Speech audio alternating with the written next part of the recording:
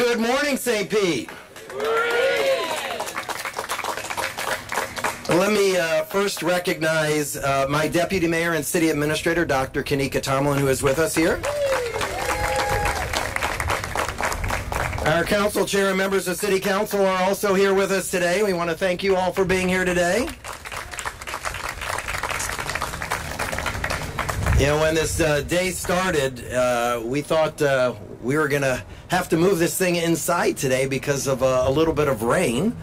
And interestingly enough, several of us are wearing gray, maybe because we thought that's what the skies were going to be. But after all, we are in St. Petersburg, which is the Sunshine City, and so here we have the sun out here today, and it is shining brightly on us. So I just have one question for everybody. Are we ready for Pride?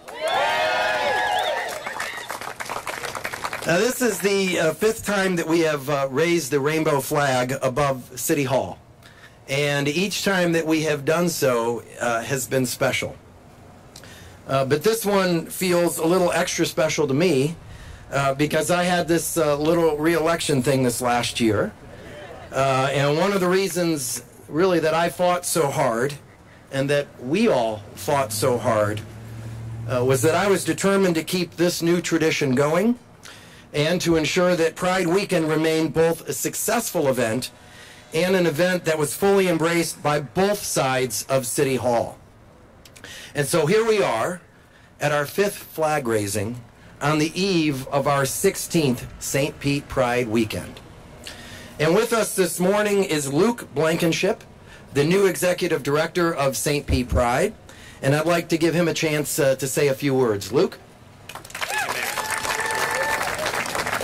How's everybody doing? I hope y'all are bringing the pain and the love and the joy of St. Pete Pride this weekend. It's going to be an amazing event. I just wanted to say a couple words about thanks and diversity. So without the support of everybody here, whether you're media or you're just a member of our community, I got to tell you, without you, this event would not be possible. It would not go as well as it does this year. I'd also like to talk a little bit about the diverse crowd that we have today. I mean, there's few events that bring together groups of different ages, ethnicities, sexual orientations, gender identities, like Pride does. So in that, we should be very fortunate. We should count our blessings because this is an amazing event.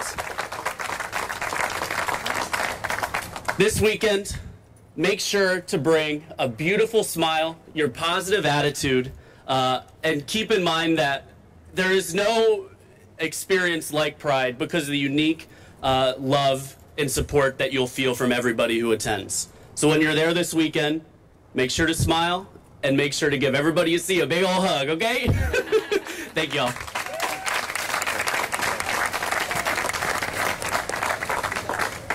Now, each time that we do this, we either invite a special guest to say a few words, or we announce our LGBT liaisons, as we did in 2014. And by the way, thank you to Jim Nixon and Marcus Hughes for being here and for your work in our community. Or as a part of our flag-raising ceremony, we speak to relevant and often horrific events that are unfolding in this country. In 2015, it was the Charleston church shooting. In 2016, it was the massacre at the Pulse nightclub in Orlando. And this year, as we raise this flag, thousands of aspiring American citizens have been forcibly separated from their children, while their children are forced to sleep in cages or tents. Now, I understand the new president, or the president now intends to keep such families together, but the damage has been done to these families, to these children, and to America's good name and standing in the world. The ignorance, fear, and hatred leading to the persecution of these immigrant families is not unlike what minority groups throughout our history have experienced to various degrees.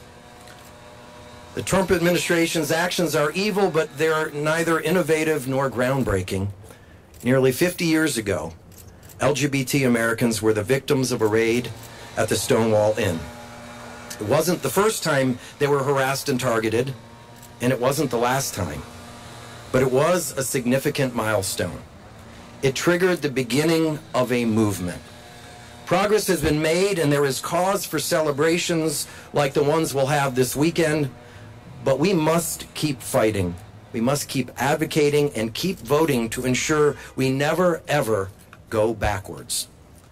And to conclude our remarks is one such advocate and fighter, a young man named Cole Faust, who works as the LGBTQ Youth and Transgender Program Coordinator at their Metro Wellness and Community Center.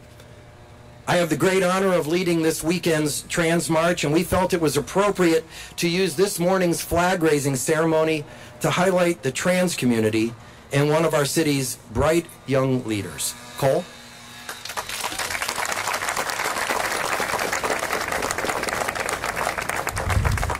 Good morning, everyone. My name is Cole Faust, and I believe in love as a philosophy and a restorative tool in the world.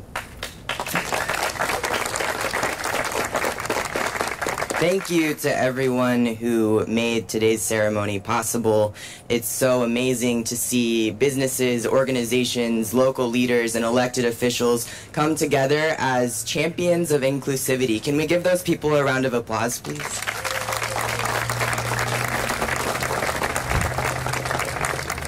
I'd like to share a little bit about how the city of St. Pete has helped me in leading and expressing my authentic self.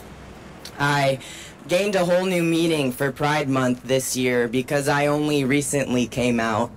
I studied at the University of South Florida, St. Petersburg, right down the road, graduated in December of 2014, and immediately after college, I joined a national service program called AmeriCorps National Civilian Community Corps. During that time, I led 8 young adults across the southern region of the United States through community service projects, working with Habitat for Humanity, American Red Cross, and other nonprofit agencies across the nation. I felt really inspired, and I found the work really rewarding. But I always felt a call back to the city of St. Pete. St. Pete is such a special place, and throughout all of my travels, I still never found anywhere quite like it. Despite my call back home, I decided to pursue my professional career. I was offered a staff position with AmeriCorps. However, that required me to relocate to Mississippi full-time. I know what you're thinking. Who chooses to move to Mississippi, especially as a member of the LGBTQ+ community? And if you think about a really loving, supportive environment for an LGBTQ+ person, and then imagine the exact opposite of that, that is what my experience was like living in Mississippi. And it weighed really heavily on my heart. So I took a leap of faith. I moved back to Florida, and I started looking for organizations that encompass diversity and inclusion in the mission statement and the work that they did. And that landed me in my position that I'm in today as the LGBTQ Youth and Transgender Program Coordinator with Metro Wellness and Community Centers. I started in July of 2017, and my life has been on this dramatic spiral upward, which I'm so grateful for. For anyone who might not be familiar with Metro Wellness and Community Centers, we offer LGBTQ+ inclusive primary health care, counseling services, HIV prevention outreach and continued care, free HIV hepatitis C testing daily, and LGBTQ+ social programs.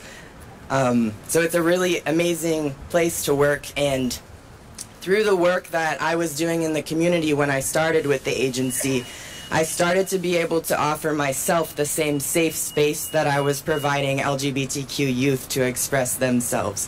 And surrounded by a loving and supportive community at Metro Wellness and Community Centers, I began to express myself more and more.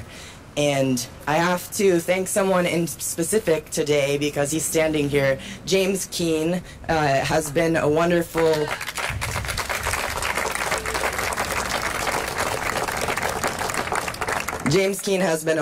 supportive supervisor and friend throughout the entire coming out process for me, and for that I'm very grateful. So I came out as a trans man in November of last year around Trans Day of Remembrance. And this year, in Pride Month, I came out as a gay man. So I really value the space that the city of St. Petersburg provides for people to grow and blossom into their true selves. I can't thank each of you enough for showing up in this way. And I hope that we will all continue to take responsibility for supporting and loving those around us, because there's nothing more beautiful than people being able to express themselves in an authentic and genuine way. May we use this week and the rest of the year and all of the time spent in this community celebrating Pride for ourselves and this great city. It's great to be back home. Happy Pride.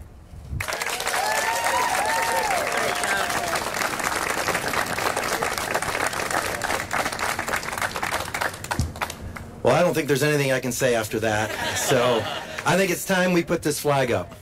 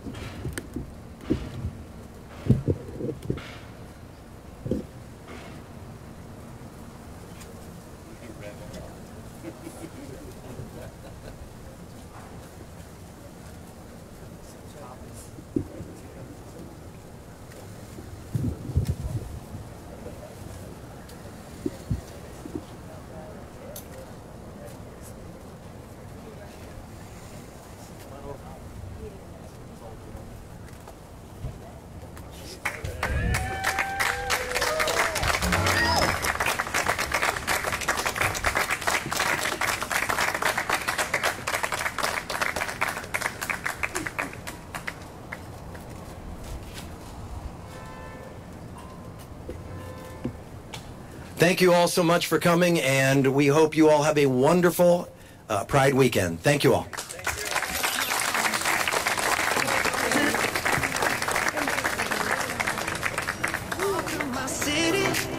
Off from my